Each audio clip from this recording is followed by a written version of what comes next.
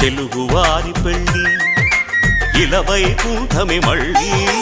సంప్రదాయమే సౌందర్యంగా సాగుతున్న పెళ్ళి ఇది తెలుగువారి పెళ్ళి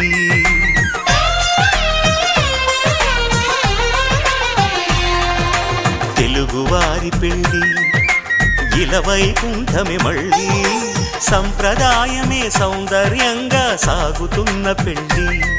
ఇది తెలుగువారి పెళ్ళి ఒకరికి ఒకరని అనుకుంటే అదే నిశ్చితార్థం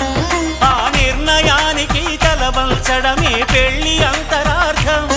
శతమానం భవతి అంటుంది శ్రావణ మాసం శ్రావణ మాసం శ్రావణ మాసం తెలుగువారి పెళ్ళి ఇలవైకుంఠమే మళ్ళీ సంప్రదాయమే సౌందర్యంగా